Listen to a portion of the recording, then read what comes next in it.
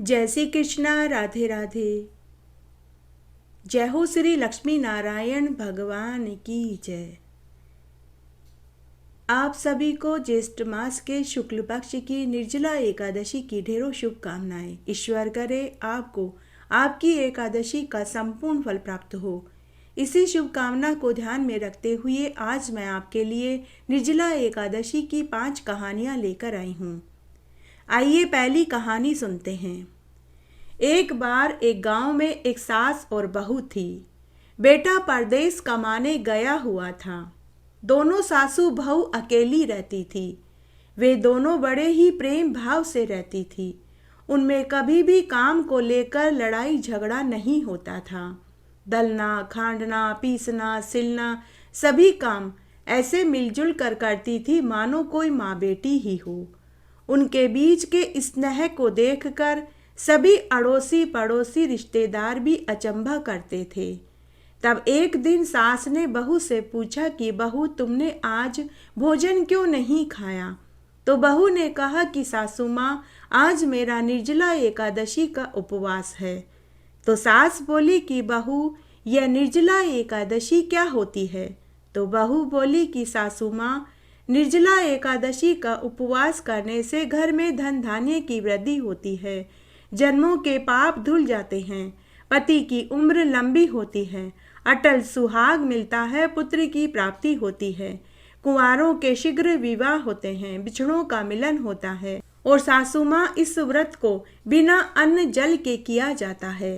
यह एकादशी साल की 24 एकादशी में सबसे बड़ी है। मात्र इसका व्रत करने से ही सभी एकादशी का पुण्य मिल जाता है।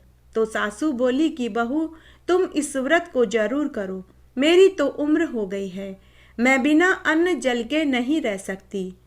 लेकिन जब तुम कहानी सुनो तो मुझे सुना देना। मैं तुम्हारी निर्जला एकादशी की कहानी जरूर सुनूंगी। इस तरह बहू ने निर्जला एकादशी का उपवास रखा। उस दिन उसने पंडित को जल से भरा हुआ घड़ा, हाथ पंखा, बूरा से भरी हुई कटोरी, आम दक्षिणा के रुपए रख कर दान में दिए। विष्णु भगवान और तुलसी माता का पूजन किया, मंगला आरती करी। निर्जला एकादशी की कहानी उसने अपनी सास को सुनाई। शाम को पुनः तुलसी जी में दिया बाती करी और तुलसी चरणामृत पिया। रात्रि में दोनों सासू बहू निर्जला एकादशी की महिमा की बातें करते करते सो गई। दूसरे दिन बहू सुबह जल्दी उठी, स्नान आदि से निवृत्त होकर मंदिर में सीधा दिया, गाय को हरा चारा डाला, व्रत का पारण किया। इस तरह समय बीतने लगा। उनके पड़ोस में एक चंदा नाम की महिला रहती थी। उसे उन दोनों सासू बहू का इस तरह प्रेम भाव से रहना अच्छा नहीं लगता था। उनका मिलजुल कर रहना उसे खटकने लगा। तब एक दिन जब बहू पनघट पर पानी भरने गई थी तो पीछे से वही पड़ोसन उनके घर आई और सास से बोली कि अरे बहन, तेरी बहू तो न मालूम क्या टोने टोटके करती है। भरी दोपहरी में पेड़ पौधों की पूजा करती है, चौराहे पर शाम को दीपक जलाती है। इस तरह पड़ोसन आग लगाकर चली गई। जैसे ही बहू पानी भर कर घर आई तो सास ने बहू को ताने देते मुए कहा कि अरे कलमुही करम जली, आज तुझे पनघट से पानी लेकर आने में इतनी देर क्यों हो गई? कहाँ काला मुंह करके आ रही है? बहू को भी बड़ा आश्चर्य हुआ कि आज सासू माँ को क्या हो गया। सास बहू से बोली कि अरे, जब से तू इस घर में आई है, मेरे घर की तो लक्ष्मी ही चली गई है। तेरे तो पग फेरे ही अशुभ हैं। तेरे आने से घर में अन्न धन की कमी हो गई है। अब सास बहू से रोज रोज झगड़ा करने लगी। अड़ोसी पड़ोसी और रिश्तेदार भी सोच में पड़ गए कि ये दोनों सासू बहू तो माँ बेटी की तरह रहती थी। इनमें तो कभी लड़ाइयाँ ही नहीं देखी। इन्हें आजकल क्या हो गया? अब रोज सास बहू को ताने देती। तब एक दिन बहू अपनी सास से बोली कि सासू माँ, अगर मेरे इस घर में आने से आपके घर की लक्ष्मी जी चली गई है तो अब मैं ही लक्ष्मी जी लेकर आऊंगी। आप मुझे बताइए कि लक्ष्मी जी मुझे कहाँ मिलेगी? तो सास बोली कि लक्ष्मी जी तो 20 समुद्र में नारायण भगवान के पांव दबाती रहती है। भगवान नारायण बीच समुंदर में शेषनाग की शैया पर विश्राम करते रहते हैं। तो बहू बोली कि सासू माँ, मैं माता लक्ष्मी जी को लेने जा रही हूँ। अब मैं घर तभी वापस आऊंगी जब मुझे लक्ष्मी जी मिल जाएगी। इस तरह बहू घर छोड़कर चली गई। चलते चलते बहू जंगल में पहुंच गई। जंगल में एक पेड़ के नीचे गाय माता बैठी हुई थी। गाय माता बहू से बोली कि बहन, तू कौन है, कहाँ से आई है और आगे कहाँ जा रही है? तो बहू बोली कि गाय माता, मैं तो करम जली हूँ, मेरी वजह से मेरे घर की लक्ष्मी जी चली गई है, ऐसा मेरी सासू माँ ने मुझसे कहा, तो मैं माता लक्ष्मी को लेने जा रही हूँ। तो गाय माता बोली कि बहन, अगर तुझे माता लक्ष्मी मिले तो क्या तू मेरे दुख का निवारण पूछ लेगी? तो बहू बोली कि गाय माता, जरूर पूछ लूँगी, मुझे कौन सा बोझा उठाना पड़ेगा। तो गाय माता बोली कि बहन, मेरे बच्चे होते ही नहीं हैं, मैंने ऐसा क्या बुरा कर्म कर दिया जिसकी मुझे ये सजा मिल रही है। तो बहू ने गाय माता को आश्वासन दिया और आगे चल दी। आगे जाने पर उसे एक घोड़ी मिली। उसकी पीठ पर एक बहुत बड़ा फोड़ा हो रहा था। उसने भी बहू से पूछा, तो बहू ने घोड़ी को भी वही कहा जो गाय माता से कहा। तो घोड़ी ने कहा कि बहन, अगर तुझे माता लक्ष्मी मिले तो उनसे मेरे दुख का निवारण पूछ कर आना। बहन, मेरी पीठ पर बहुत बड़ा फोड़ा हो रहा है, उसके दर्द की वजह से न तो मैं कुछ खा सकती हूँ, न ही चल फिर सकती हूँ। मैंने ऐसा क्या पाप कर दिया जिसकी मुझे ये सजा मिल रही है। तो बहू ने उसे भी पूरा भरोसा दिलाया। उसके बाद बहू वहाँ से भी आगे चल दी। आगे उसे एक बुजुर्ग व्यक्ति मिला जो कोढ़ से पीड़ित था। उसने भी अपना सारा दुख माता लक्ष्मी से पूछने को बहू से कहा। बहू ने उसे भी पूरा भरोसा दिलाया। उसके बाद बहू वहाँ से आगे चल दी। आगे उसे एक अपाहिज बुढ़िया माई मिली जो हाथ पैरों से लूली और लंगड़ी थी।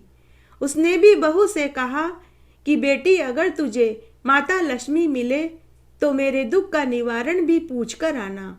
बहू ने उसे भी पूरा विश्वास दिलाया और कहा कि अम्मा, जरूर पूछ लूँगी, मुझे कौन सा बोझा उठाना पड़ेगा। फिर बहू वहाँ से आगे चल दी। आगे बहू को रास्ते में 2 तलाइयाँ मिली। उनमें जल तो बहुत भरा हुआ था। एक तलाई का पानी दूसरी तलाई में समाता रहता था, लेकिन कोई भी जीव जिनावर, पशु पक्षी, इंसान कोई भी उन तलाइयों का पानी नहीं पीता था। उन तलाइयों का पानी बड़ा ही कड़वा और कसेला था। तब उन तलाइयों ने भी बहू से कहा कि बेटी, अगर माता लक्ष्मी मिल जाए तो उनसे हमारे दुख का निवारण भी पूछ लेना।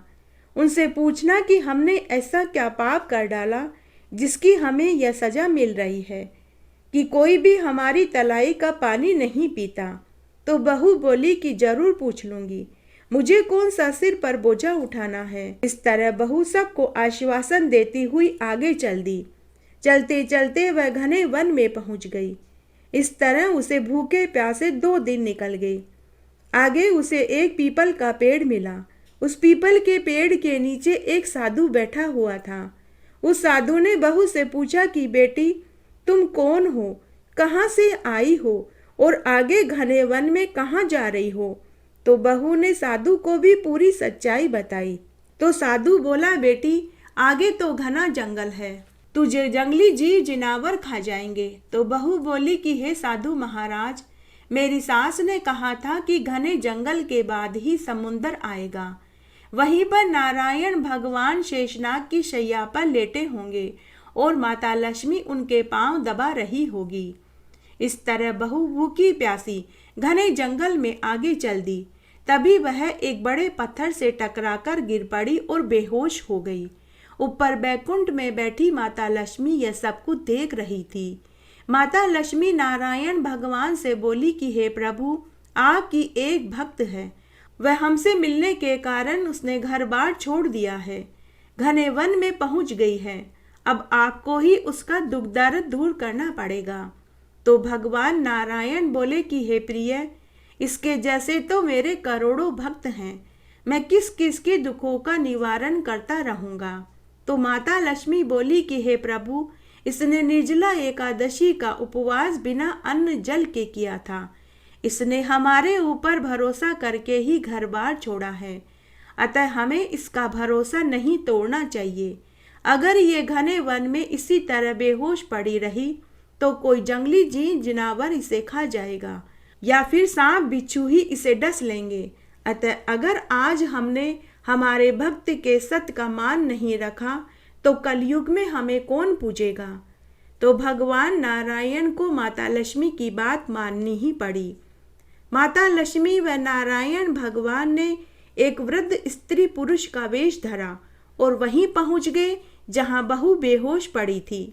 भगवान ने बहू के ऊपर अमृत के छींटे दिए तो बहू को होश आ गया। भगवान रूप में वृद्ध ने पूछा कि बेटी, तुम घने वन में क्या कर रही हो? तुम्हें कोई जंगली जीव जिनावर खा जाएगा, तुम वापस घर चली जाओ। तो बहू ने कहा कि माँ बाबा, मैं माता लक्ष्मी को लेकर ही घर जाऊंगी। फिर उसने भगवान को भी पूरी बात बताई। तब भगवान बहू से बोले कि बेटी, क्या भगवान ढूंढने से मिलते हैं? तुम कैसे पहचानोगी कि भगवान कहाँ और कैसे होते हैं?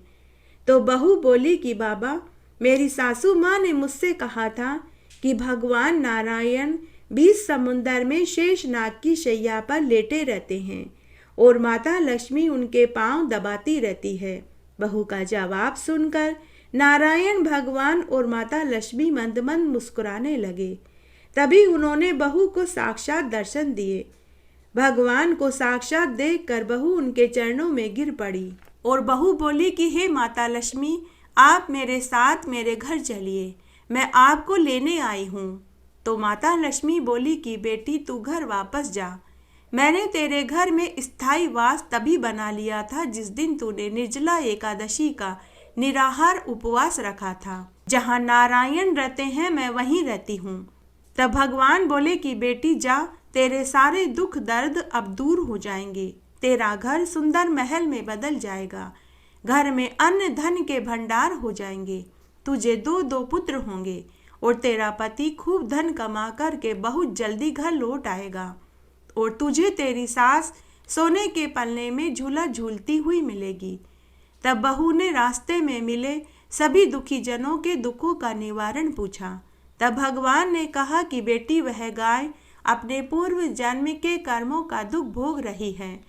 पूर्व जन्म में यह एक गुजरी थी। इसके पास दूध दही की कोई कमी नहीं थी, लेकिन फिर भी इसने अपने पोते पोतियों को 1 कप दूध पीने को नहीं दिया। वह अपने उसी जन्म की सजा भुगत रही है कि इस जन्म में यह बांझड़ली गाय बनी। बेटी, तू उसकी पीठ पर मेरी चरण धूलि लगा देना, उसके भी बच्चे होने लग जाएंगे। तब भगवान ने घोड़ी के बारे में बताया कि वह घोड़ी युद्ध मैदान में अपने मालिक को अकेले ही मरने को छोड़ भाग आई। उसे उसी का दंड भोगना पड़ रहा है। उस घोड़ी के भी तुम मेरी चरण धूलि लगा देना और उस घोड़ी के ऊपर एक बार तुम बैठ जाना, उसका भी फोड़ा ठीक हो जाएगा। उसके बाद भगवान ने कोढ़ी पुरुष के बारे में कहा कि वह कोढ़ी पुरुष पूर्व जन्म में एक ब्राह्मण था, लेकिन ब्राह्मण कुल में जन्म लेने के बाद भी उसने कभी भी मेरी पूजा पाठ नहीं करी, कभी भी राम का नाम नहीं लिया और नहीं कभी मंदिर की सीढ़ी तक चढ़ा, नहीं इसने मेरे कभी भजन गुनगुनाए। उसे उसी का दोष लग रहा है। बेटी, तू उस कोढ़ी के भी मेरी चरण धूलि लगा देना और उसके कान में एक बार राम राम बोल देना, उसका भी कोढ़ दूर हो जाएगा। फिर भगवान ने अपाहिज महिला के बारे में कहा कि वह अपाहिज महिला पूर्व जन्म में एक सेठानी थी। इसके पास आटा पीसने की एक चक्की थी, लेकिन इसने कभी भी किसी को चक्की पर दलना खांडना पीसना नहीं दिया। यह उसी दोष के कारण लूली लंगड़ी और अपाहिज पैदा हुई है। बेटी, उसे मेरी चरण धूलि पानी में डालकर पिला देना, उसका भी रोग दोष छूट जाएगा। फिर भगवान ने दोनों तलाइयों के बारे में बताया कि ये दोनों तलाइयाँ पूर्व जन्म में देवरानी जेठानी थी, हमेशा लड़ती झगड़ती रहती थी। इसी कारण इस जन्म में ये कड़वे पानी की तलाइयाँ बनी हैं। बेटी तू उनकी तलाइयों का पानी पी लेना, उनकी तलाइयों का पानी अमृत के समान मीठा हो जाएगा। ऐसा कहकर भगवान बहू को ढेरों आशीर्वाद देकर अंतर्ध्यान हो गए। बहू ने भगवान को प्रणाम किया और चरण धुली, साड़ी के पल्लू में बांधकर घर की ओर चल दी तथा रास्ते में सभी के दुखों का निवारण करती गई। उसके बाद जब वह घर पहुंची तो उसने देखा कि उसके टूटे फूटे मकान की जगह सुंदर महल नुमा मकान खड़ा था। घर में अन्न धन के ढेर पड़े थे। सासू माँ सोने के पलने में झूला झूल रही थी। बहू ने सासू माँ के चरण छुए तो सास ने बहू को गले से लगा लिया। तब बहू अपनी सास से बोली कि सासू जी, मेरे जाने के बाद आपके घर में लक्ष्मी जी आ गई है। आप सच कहती थी, मैं ही करम जली हूँ। अब आप यहाँ आराम से रहिए, मैं ही चली जाती हूँ। अगर मैं यहाँ रहूँगी तो आपके घर की लक्ष्मी जी रुष्ट होकर चली जाएगी। तब सास अपनी बहू से बोली कि बेटी, यह सब कुछ तो तेरे निर्जला एकादशी का उपवास करने से हुआ है। यह सारा सुख तो तेरे ही साथ है। अब सास और बहू खुशी खुशी रहने लगी। कुछ दिनों के बाद बेटा भी परदेश से खूब सारा धन कमाकर लौट आया। घर के ठाट बाट देख कर बेटा अपनी माँ और पत्नी से बोला कि यह सब कुछ कहाँ से आया? कहीं तुम दोनों सासू बहू कोई गलत काम तो नहीं करने लग गई? तब माँ बोली कि बेटा, यह सब कुछ तो तेरी पत्नी के द्वारा निर्जला एकादशी का उपवास करने के पुण्य से मिला है। हमारे ऊपर तो माता लक्ष्मी टूटी है। तो बेटा बोला कि माँ, अगर ऐसा है तो अब मैं भी हर महीने की दोनों पक्ष की एकादशी का उपवास करूँगा। अब बहू और बेटा जोड़े से एकादशी का उपवास करने लगे। साल भर बाद बहू को 2 जुड़वा पुत्र पैदा हुए। हे एकादशी माता, जैसे आपने बहू को निर्जला एकादशी के व्रत का फल दिया, वैसे सबको देना। जय हो श्री लक्ष्मी नारायण भगवान की जय। आइए अब हम एकादशी की दूसरी कहानी सुनते हैं। एक बार एक गांव में एक बुढ़िया माई अपने बेटा बहू के साथ रहती थी।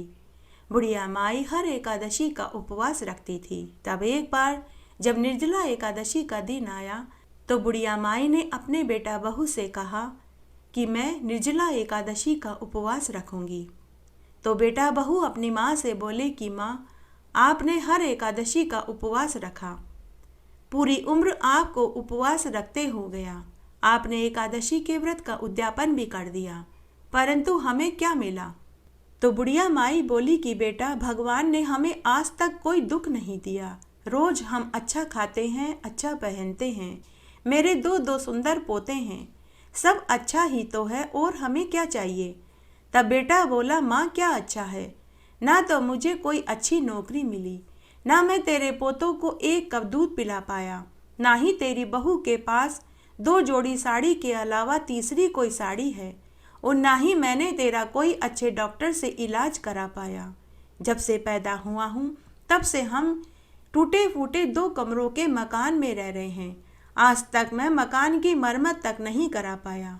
और हमारे पड़ोसियों को तो देखो, उन्होंने 2-2, 3-3 मंजिला मकान बनवा लिए हैं। और हाँ माँ, तुम्हारी ही सहेली हमारी पड़ोसन शकुंतला ताई को देखो, उन्होंने कितनी तरक्की उन्नति कर ली है। नौकर चाकर, हाथी घोड़े, हवेली नुमा मकान बना लिया है, और मैंने तो उनको कभी कोई व्रत उपवास करते हुए भी नहीं देखा। आप तो हर महीने की दोनों एकादशी का उपवास रखती हो, हमेशा कीर्तन में जाती हो और दान पुण्य करती हो, लेकिन हमें क्या फल मिला?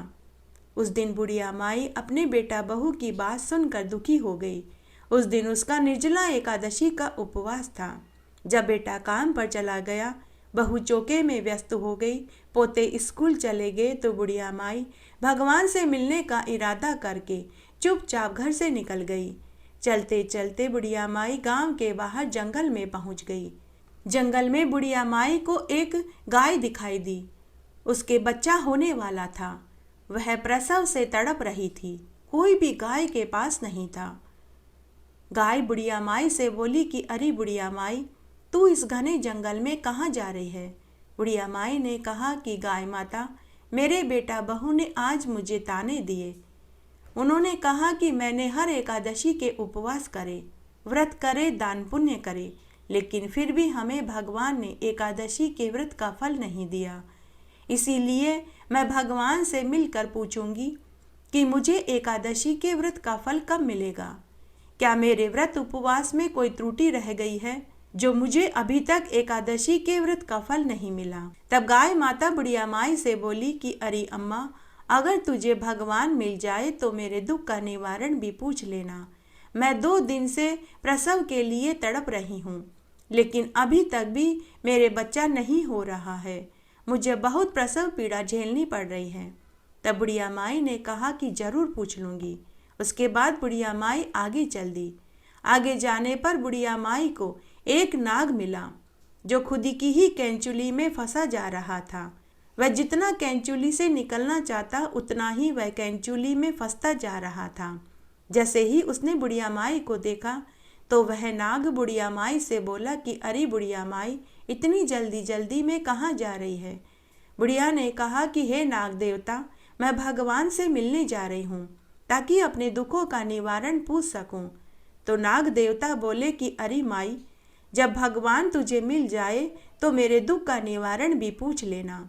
मैं 100 साल की उम्र पार कर चुका, मैं मरना चाहता हूँ। मैं न तो रेंग सकता हूँ, न ही करवट ले सकता हूँ और न ही अपना पेट भरने के लिए शिकार कर सकता हूँ। मैं कई दिनों से भूखा प्यासा हूँ, मैं मरना चाहता हूँ। बुढ़िया माई, तुम भगवान से पूछना मेरी मुक्ति कब होगी। बुढ़िया माई ने कहा कि हे नाग देवता, अगर मुझे भगवान मिले तो मैं आपके दुख का निवारण भी पूछ लूँगी। उसके बाद बुढ़िया माई आगे चल दी। शाम होने वाली थी, आगे भयंकर जंगल था। तभी भगवान विष्णु ने एक बूढ़े ब्राह्मण का वेश बनाया और एक पीपल के पेड़ के नीचे चबूतरे पर जाकर बैठ गए। तभी बुढ़िया माई उधर से गुजरी। ब्राह्मण वेश में भगवान बोले कि अरे बुढ़िया माई, कहाँ से आ रही है और आगे कहाँ जा रही है। आगे तो भयानक जंगल है, आगे खूंखार जानवर मिलेंगे, वे तुझे खा जाएंगे। तब बुढ़िया माई बोली कि हे ब्राह्मण देवता, आज तो मैं भगवान से मिलकर ही घर जाऊंगी। भगवान से मैं अपने दुखों का निवारण पूछूंगी। तब ब्राह्मण वेश में भगवान बोले कि अरे बुढ़िया माई, अगर वास्तव में तुझे भगवान मिल गए तो क्या तू पहचान पाएगी। तो बुढ़िया माई बोली कि जरूर पहचान लूंगी। मेरे मधुसूदन भगवान, गले में वैजयंती माला, शंख चक्र गदाधारी पीतांबर पहने हुए, केसरिया वस्त्र ओढ़े हुए, शेषनाग की शैया पर विराजमान रहते हैं। ऐसे हैं मेरे जगत के पालनहार। तब ब्राह्मण बोला कि बुढ़िया माई, मैं ही भगवान हूँ, मांग तुझे क्या चाहिए। तो बुढ़िया माई बोली कि हे ब्राह्मण देवता, अगर आप ही भगवान हैं तो पहले आप मुझे साक्षात दर्शन दीजिए। क्या मेरी पूजा पाठ, भक्ति, उपवास और व्रत में कोई त्रुटि रह गई है जो आप मुझे दर्शन नहीं दे रहे हैं। तभी बूढ़े ब्राह्मण वेश में भगवान ने साक्षात दर्शन दिए। बुढ़िया माई भगवान को साक्षात सामने देखकर भगवान के चरणों में गिर पड़ी और बोली कि हे ईश्वर, अब मुझे कुछ नहीं चाहिए, मुझे आपके दर्शन हो गए, मेरा तो जन्म सफल हो गया, मुझे मेरे एकादशी के व्रत का फल मिल गया। अब चाहे तो बेटा बहू मुझे ताने दे तो मैं हंस कर ही सह लूँगी। तब भगवान बोले कि बुढ़िया माई, तू वापस घर जा, तेरा घर अन्न धन के भंडार से भर जाएगा, तेरे बेटे को अच्छी नौकरी मिल जाएगी, तेरा घर सुंदर महल में बदल जाएगा। तब बुढ़िया माई ने रास्ते में मिले नाग और गाय माता के दुखों का निवारण पूछा। तब भगवान बोले कि बुढ़िया माई, तुम नाग की पीठ सहला देना, वह कैंचुली से आज़ाद हो जाएगा, उसको मुक्ति मिल जाएगी। और गाय के पेट पर मेरी चरण धूलि लगा देना और थोड़ी देर उसका पेट सहला देना, उसका भी प्रसव सफलता से हो जाएगा। तब भगवान ने बुढ़िया माई को ढेरों आशीर्वाद दिए और अंतर्ध्यान हो गई। बुढ़िया माई भगवान को प्रणाम कर चरण धूलि अपनी लुगड़ी के पल्लू में बांधकर वापस अपने घर की ओर चल दी। चलते चलते सबसे पहले नाग देवता मिले। नाग देवता बुढ़िया माई को देखते ही पूछने लगे कि बुढ़िया माई, क्या तुझे भगवान मिले, क्या तूने मेरे दुख का निवारण पूछा। तो बुढ़िया माई बोली, हाँ नाग देवता, मुझे भगवान के दर्शन हुए, मैंने तुम्हारे दुख का निवारण भी पूछ लिया। ऐसा कहकर बुढ़िया माई नाग की पीठ सहलाने लगी। सहलाते सहलाते ही नाग कैंचुली से आज़ाद हो गया। बुढ़िया माई जैसे ही जाने लगी तो नाग ने बुढ़िया माई को खुद की नागमणि देते हुए कहा कि बुढ़िया माई, तू यह नागमणि ले जा। बुढ़िया माई बोली कि मैं इस नागमणि को लेकर क्या करूंगी। तो नाग देवता बोले कि बुढ़िया माई, तू तो बड़ी ही भोली है। लोग तो इस नागमणि को पाने के लिए हमें मार तक देते हैं और तू नागमणि लेने से इनकार कर रही है। बुढ़िया माई, यह नागमणि तेरा जीवन बदल देगी। बुढ़िया माई, तूने मुझे मुक्ति दिलाई, मुझे नया जीवन दान दिया। मैं अपना यह कर्ज उतारना चाहता हूँ। तू यह नागमणि ले ले। तो इस नागमणि से जो भी चीज मांगेगी वही आ जाएगी। तेरी सारी गरीबी दूर हो जाएगी। लेकिन तू कभी लालच मत करना। धन का हमेशा सदुपयोग करना, गरीबों की मदद करना, अनाथ आश्रम खुलवाना, कुएं तालाब खुदवाना। जब तक तू धन का सदुपयोग करती रहेगी, यह मणि तेरे पास रहेगी। जिस दिन भी तूने धन का लालच किया तो यह मणि अपने आप गायब हो जाएगी। बुढ़िया माई ने नाग देवता को धन्यवाद दिया और मणि को साड़ी के पल्लू में बांध लिया। तभी नाग को मुक्ति मिल गई। उसने दिव्य देह धारण करके बुढ़िया माई को आशीर्वाद देकर नागलोक में चला गया। उसके बाद बुढ़िया माई आगे चल दी। आगे जंगल में वही गाय बैठी हुई मिली। वह अभी भी प्रसव के दर्द से करा रही थी। बुढ़िया माई को देखते ही गाय ने बुढ़िया माई से पूछा कि अरे बुढ़िया माई, क्या तुझे भगवान के दर्शन हुए? क्या तूने मेरे दुख का निवारण पूछा? तो बुढ़िया माई ने गाय माता को भी हामी भरी। उसके बाद बुढ़िया माई ने भगवान की चरण धूलि गाय के पेट पर लगाई और धीरे धीरे गाय का पेट सहलाने लगी। सहलाते सहलाते बुढ़िया माई ने गाय को पूरी बात बताई जो भगवान ने कही थी। थोड़ी देर में गाय को एक बहुत सुंदर सफेद रंग की बाछी हुई। बुढ़िया माई वहीं बैठी रही जब तक कि जेल नहीं गिर गई। थोड़ी देर बाद बुढ़िया माई ने देखा कि गाय और गाय का बच्चा दोनों सुरक्षित थे। जैसे ही बुढ़िया माई घर जाने लगी तो गाय माता बुढ़िया माई से बोली कि अरे बुढ़िया माई, तू मुझे और मेरे बच्चे को अपने साथ तेरे घर ले चल। मैं तेरा ये उपकार का बदला चुकाना चाहती हूँ। बुढ़िया माई यह सुनकर बहुत खुश हुई। बुढ़िया माई ने गाय के बच्चे को गोद में उठा लिया। आगे आगे बुढ़िया माई, पीछे पीछे गाय चल रही थी। बुढ़िया जब खुद के गांव में खुद के मकान के पास आई तो उसने देखा कि वहाँ कि उसके टूटे फूटे मकान की जगह सुंदर महल नुमा मकान खड़ा था। अंदर उसके पोते खेल रहे थे। पोतों ने जैसे ही दादी को देखा तो वे चिल्लाने लगे और बोले कि माँ, पापा, दादी आ गई, दादी आ गई।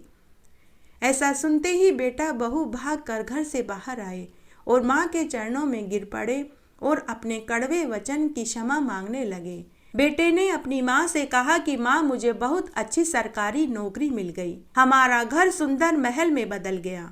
यह सब कुछ तेरे निर्जला एकादशी के व्रत के प्रताप से हुआ है। तब माँ ने भी अपने साथ घटी सारी घटना बता दी। अब गाय का दूध पोतों को पीने के लिए मिलने लगा। नागमणि से बुढ़िया की गरीबी दूर हो गई। बुढ़िया माई अब गरीबों की मदद करने लगी। गांव में उसने जगह जगह कुएं, तालाब, धर्मशालाएं खुलवाई, गरीब लड़कियों के विवाह करवाए, अनाथ आश्रम, धर्मशालाएं और अस्पताल खुलवाए। इस तरह बुढ़िया इस जीवन का सुख भोग कर मरने के बाद विष्णुलोक को प्राप्त हुई। जय हो एकादशी माता की जय। एक बार एक गांव में एक ब्राह्मण अपने बेटा बहू के साथ रहता था। बेटे की नई नई शादी हुई थी। ब्राह्मण साल की 24 एकादशी का व्रत करता था। जब उसकी पत्नी जीवित थी तब दोनों करते थे, लेकिन पत्नी के मरने के बाद ब्राह्मण अकेला ही एकादशी का व्रत करता रहा। तब एक बार की बात है, एकादशी का दिन था। ब्राह्मण ने अपने बेटे की नई बहू से कहा कि बहू, मेरा कल एकादशी का उपवास है, तुम कल मुझे फलाहार दे देना। तब नई बहू अपने ससुर से बोली कि पिताजी, फल तो घर में नहीं है। तब ब्राह्मण बोला कि कोई बात नहीं, तुम मुझे दिन में 3 बार चाय बना कर के दे देना। तब दूसरे दिन एकादशी को ब्राह्मण ब्रह्ममुहूर्त में उठकर स्नान आदि करके विष्णु भगवान का पूजन करने लगा और विष्णु सहस्त्र नाम का पाठ करने लगा और विष्णु मंत्रों का जाप करने लगा। पूजा करने के बाद ब्राह्मण ने अपनी बहू से चाय मांगी। बहू चाय बनाने लगी। तभी पड़ोसन बातें करने के लिए नई बहू के पास आई और आवाज लगाने लगी। नई बहू ने पड़ोसन से कहा कि मैं अपने ससुर के लिए चाय बना रही हूँ। इस तरह पड़ोसन पूरे दिन में 4 बार आई। हर बार बहू चाय बनाते हुए मिली। दूसरे दिन जब नई बहू के ससुर व पति काम पर चले गए तो पड़ोसन आई और नई बहू से बोली कि बहू, कल जब मैं 4 बार आई तो तुम 4 बार ही काम कर रही थी। तो नई बहू बोली कि कल मेरे ससुर का एकादशी का उपवास था, घर में फल नहीं थे तो मैं अपने ससुर के लिए चाय बना कर के दे रही थी। बेचारे मेरे ससुर ने चाय के ऊपर ही एकादशी करी। तब पड़ोसन बोली कि तुम सारे दिन इस तरह काम करोगी तो बीमार पड़ जाओगी। ऐसा करना, अब जब एकादशी का दिन आए तो तुम उन्हें व्रत करने के लिए मना कर देना और चाय बनाने से भी इनकार कर देना। बहू बहुत सीधी थी। चालाक पड़ोसन की बातों का अर्थ न समझ पाई। इस तरह जब दोबारा एकादशी आई तो ससुर ने कहा कि नई बहू, आज मेरा एकादशी का उपवास है। अगर आज भी घर में फल न हो तो तुम मुझे 4 बार चाय बना कर के दे देना। तो बहू अपने ससुर से बोली कि पिताजी, मैं चाय बना कर के नहीं दूंगी, आप एकादशी का उपवास करना ही छोड़ दीजिए। तब ससुर बोला कि बहू, व्रत करना तो मैं नहीं छोड़ सकता। तो नई बहू बोली कि फिर आप एकादशी के पुण्य को बेच दीजिए। उस दिन ससुर अपनी नई बहू की बात सुनकर उदास हो गया और गमछा लेकर घर से निकल पड़ा। ब्राह्मण मन ही मन सोचने लगा कि न तो मैं एकादशी का उपवास करना छोड़ सकता हूँ और न ही एकादशी के पुण्य को बेच सकता हूँ, लेकिन बहू ने कहा है कि एकादशी का पुण्य बेच दो। दुखी मन से ब्राह्मण जोर जोर से आवाज लगाने लगा कि कोई मेरी एकादशी के पुण्य को खरीद लो, कोई मेरे एकादशी के पुण्य को खरीद लो। इस तरह से सुबह से दोपहर हो गई। ब्राह्मण आवाज लगाते लगाते राजा की गली में पहुंच गया और उस गली में जाकर आवाज लगाने लगा, जिस गली में राजा का महल था। राजा रानी झरोके में बैठे हुए थे। ब्राह्मण की आवाज सुनी तो राजा रानी ने दासी को भेजकर ब्राह्मण को महल में बुलवाया। जैसे ही ब्राह्मण महल में आया तो रानी ने पूछा कि हे ब्राह्मण देव, आप जरूर किसी परेशानी में हो जो एकादशी के पुण्य को बेच रहे हो। तब ब्राह्मण ने पूरी बात बताई। तब राजा ने कहा कि हे ब्राह्मण देव, हम तुम्हारी एकादशी के पुण्य को खरीद लेंगे। हम तुम्हारे वजन के सोने चांदी के सिक्के इसके बदले में देने को तैयार हैं। ऐसा करो, तुम तराजू के एक पलड़े में बैठ जाओ, दूसरे पलड़े में हम सोने चांदी के सिक्के रख कर तोल देंगे और उस धन को तुम ले जाना, तभी हम एकादशी के पुण्य को खरीदेंगे। तब वह ब्राह्मण बोला कि मुझे तराजू में बैठने की क्या जरूरत है, मेरा ये गमछा ही बहुत है। तब तराजू के एक पलड़े में उस बुजुर्ग ब्राह्मण ने गमछा रख दिया।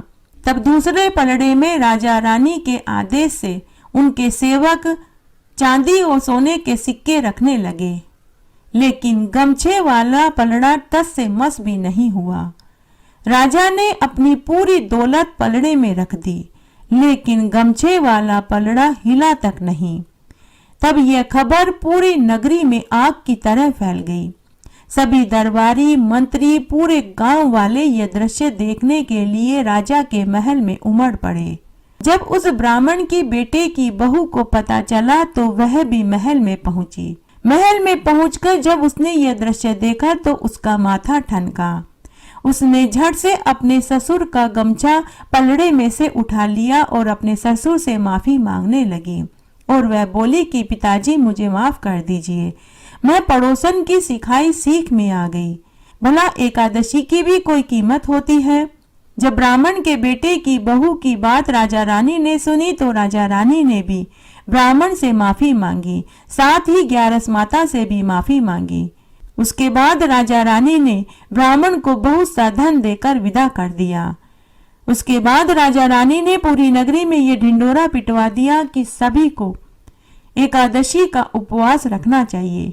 इससे घर में धन धान्य की वृद्धि होती है और विष्णु भगवान और माता लक्ष्मी का आशीर्वाद मिलता है। आइए अब हम एकादशी की कहानी सुनते हैं। एक बार एक माँ बेटे थे। दोनों सभी एकादशी का व्रत करते थे, लेकिन उन्हें एकादशी का फल नहीं मिला।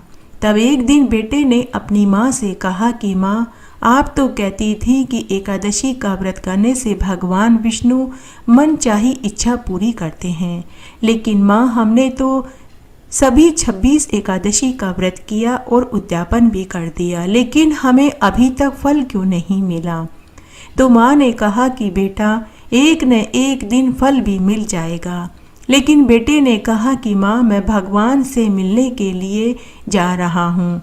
मैं भगवान से मिलकर पूछूंगा कि हमें एकादशी के व्रत का फल कब मिलेगा। माँ ने अपने बेटे को बहुत समझाया, लेकिन बेटा नहीं माना। रास्ते की रोटी लेकर घर से निकल पड़ा। चलते चलते बहुत दूर जंगल के बाहर निकल गया तो दूसरा गांव आ गया। वहां उसे एक सेठ मिला। वह सेठ दुखी और उदास बैठा हुआ था। सेठ ने जब बुढ़िया के बेटे को जल्दी जल्दी जाते हुए देखा तो सेठ ने बुढ़िया के बेटे से पूछा कि बेटे, तुम इतनी जल्दी जल्दी कहाँ जा रहे हो और कहाँ से आए हो। तब बुढ़िया के बेटे ने कहा कि सेठ जी, मैंने और मेरी माँ ने सभी एकादशी का व्रत करा, लेकिन हमें एकादशी के व्रत का फल नहीं मिला। तो मैं भगवान से मिलने के लिए जा रहा हूँ। मैं भगवान से मिलकर पूछूंगा कि हमें 11 का फल कब मिलेगा। तो वह सेठ बोला कि बेटा, तू मेरी समस्या का निवारण भी भगवान से पूछ कर आना। बेटा, मेरे 3 लड़के हैं। मैं उन सभी के लिए 3 मंजिला मकान बनवा रहा हूँ, लेकिन जैसे ही छत डलती है मकान भर भरा कर गिर जाता है। बेटा, मैंने ऐसा कौन सा पाप कर दिया जिसकी वजह से मैं अपने बेटों के लिए मकान ही नहीं बनवा पा रहा हूँ। अगर तुम्हें भगवान मिल जाए तो तुम मेरी समस्या का निवारण भी पूछ लेना।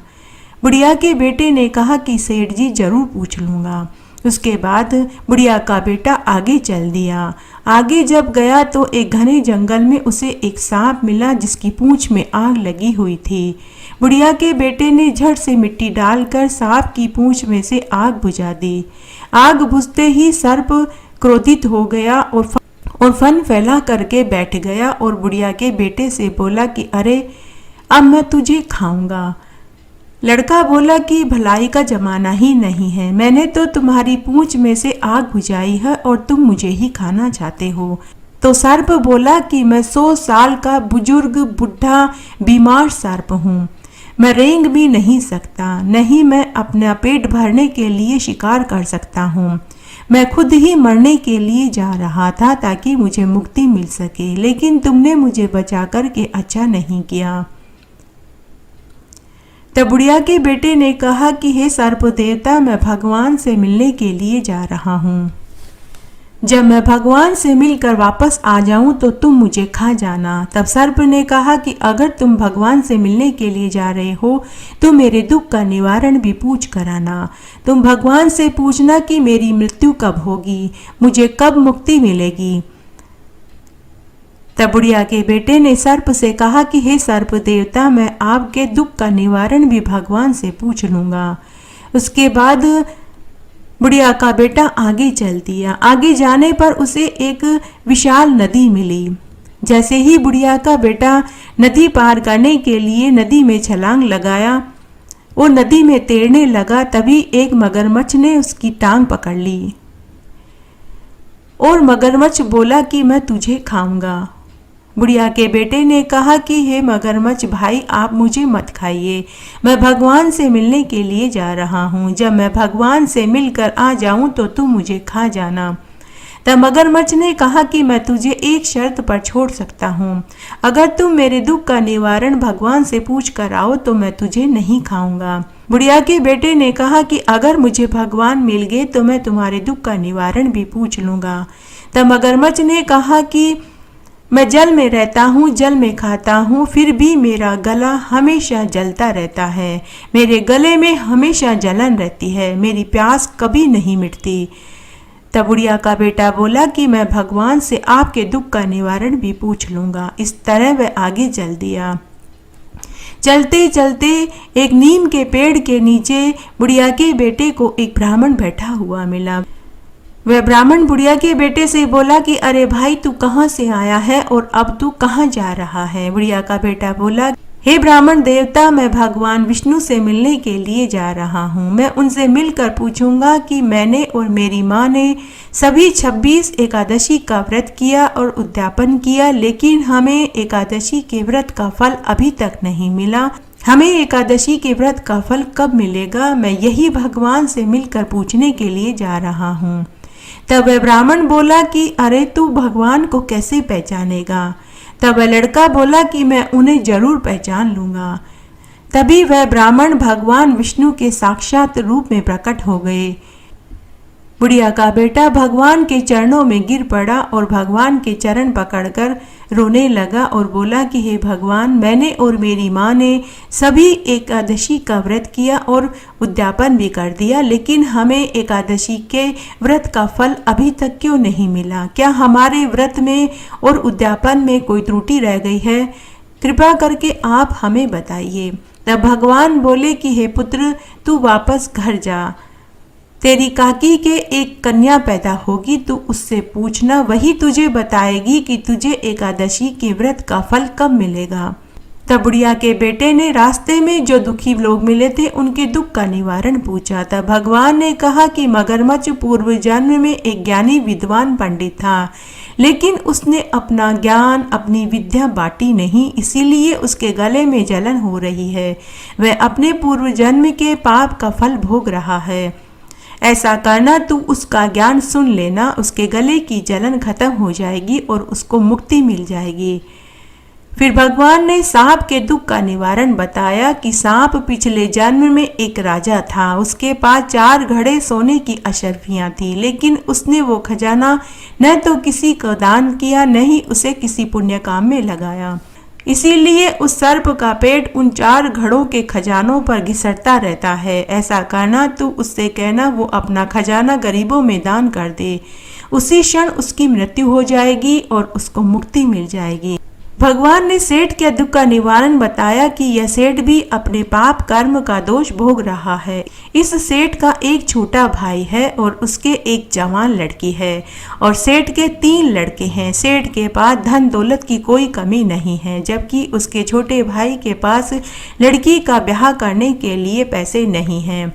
जब छोटे भाई की लड़की उस हवेली को देखती है तो खूब सिसक कर रोती है कि मेरे बाप के पास पैसा नहीं है। अगर मेरे बाप के पास पैसा होता तो वे मेरा ब्याह करा देते। इसीलिए उस सेठ की हवेली पर जब भी छत गिरती है तो वह भरभरा कर गिर जाती है। अगर वह सेठ अपने भाई की लड़की का विवाह धूमधाम से करा दे तो उसकी हवेली पूरी चुन जाएगी और वह फिर कभी नहीं गिरेगी। इस तरह बुढ़िया के बेटे ने सभी के दुखों का निवारण पूछा। फिर बुढ़िया के बेटे ने भगवान को प्रणाम किया और वापस घर की ओर चल दिया। उधर भगवान भी अंतर्ध्यान हो गए। सबसे पहले बुढ़िया के बेटे को मगरमच्छ मिला। मगरमच्छ ने जैसे ही बुढ़िया के बेटे को देखा तो वह बोला कि अरे भाई, क्या तुझे भगवान मिले? क्या तूने मेरे दुख का निवारण पूछा? तब बुढ़िया के बेटे ने कहा कि आप अपने पिछले जन्म के कर्मों का फल भोग रहे हैं। आप पिछले जन्म में एक बहुत बड़े ज्ञानी पंडित थे, लेकिन आपने अपना ज्ञान किसी को नहीं बांटा, इसीलिए आपके गले में जलन हो रही है। अगर आप अपना ज्ञान, अपनी विद्या किसी को सुना दें तो आपके गले की जलन उसी समय मिट जाएगी। तब मगरमच्छ बोला कि अरे भाई, मुझे देखकर तो सब डर जाते हैं, कोई मेरे पास आता ही नहीं है, मैं किसे अपना ज्ञान बांटूं? ऐसा कर, तू ही मेरे ज्ञान को सुन ले। तब मगरमच्छ ने अपना पूरा ज्ञान बुढ़िया के बेटे को सुना दिया। उसी समय मगरमच्छ के गले में ठंडक आ गई और जलन मिट गई और मगरमच्छ वापस नदी में चला गया। इस तरह बुढ़िया का बेटा आगे चल दिया। आगे उसे सांप मिला। सांप ने भी बुढ़िया के बेटे को देखते ही पूछा कि तुझे भगवान मिले? क्या तूने मेरे दुख का निवारण पूछा? तब बुढ़िया के बेटे ने सर्प से कहा कि हे सर्प देवता, मैंने भगवान के दर्शन किए और मेरे दुख का निवारण भी हो गया और मैं आपके दुख का निवारण भी भगवान से पूछ कर आया हूँ। हे सर्प देवता, आप पूर्व जन्म में एक राजा थे। आपके पास 4 घड़े भरे हुए सोने का खजाना था। आपने न तो उस धन का दान किया, न ही उस धन को किसी पुण्य कार्य में लगाया। इसीलिए आपका पेट उन 4 घड़ों से भरे हुए खजाने के ऊपर घिसटता रहता है। भगवान ने कहा है कि आप अपना ये 4 घड़े से भरा हुआ धन किसी को गरीब को दान कर देंगे तो उसी क्षण आपकी मुक्ति हो जाएगी।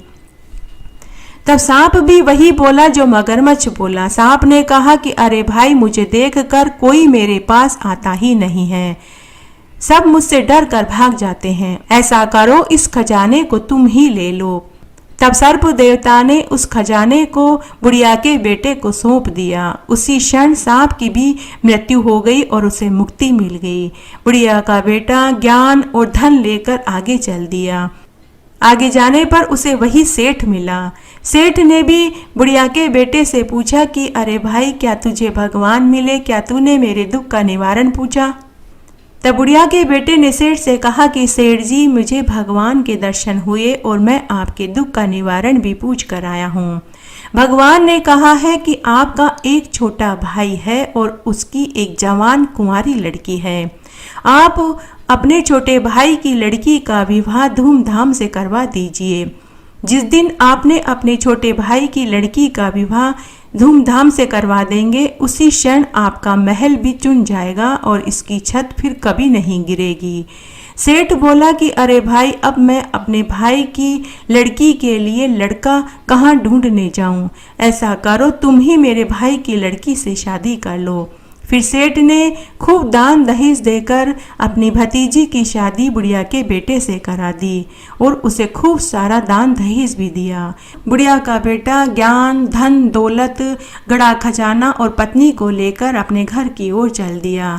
जब वह पनघट पर पहुंचा तो गांव की औरतें उसे आता हुआ देखकर भागी भागी बुढ़िया के पास गई और बोली कि अरे ताई, तेरा बेटा दुल्हन और खूब दान दहेज लाव लश्कर के साथ आ रहा है। बुढ़िया ने कहा कि अरे, क्यों जले पर नमक छिड़कती हो? मेरे बेटे को गए तो कई दिन हो गए हैं, न मालूम वह कहाँ होगा। तभी उसने सामने से बेटा बहू को आते हुए देखा तो झट से बुढ़िया आरती की थाली लेकर आई और बेटे बहू की आरती करी और उसे घर में लिया और खूब मंगल गीत गाए गए। उनका घर अन्न धन के भंडार से भर गया।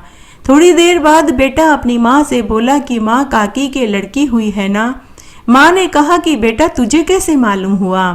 तब बुढ़िया का बेटा बोला कि माँ, पूरी बात मैं तुझे बाद में बताऊंगा, मैं पहले काकी की लड़की से मिलकर आता हूँ। बुढ़िया का बेटा उसी क्षण काकी के घर पहुँच गया और उसकी 3 दिन की लड़की से पूछने लगा कि अरे मेरी प्यारी बहन, बता मुझे एकादशी का फल कब मिलेगा? तभी वहाँ आकाशवाणी हुई। आकाशवाणी ने कहा कि अरे भाई, तुझे विद्या मिली, धन मिला, पत्नी मिली और अब भी तू पूछता है कि तुझे एकादशी का फल कब मिलेगा? बुढ़िया का बेटा मंद मंद मुस्कुराने लगा और वह अपनी बहन और काकी से मिलकर वापस अपने घर आया और घर आकर उसने अपनी माँ को पूरी बात बताई। जय हो एकादशी भगवान की। इस कथा को सुनने का फल सबको मिले, कहानी कहने वाले को, सुनने वाले को और हुक्कारा भरने वाले को।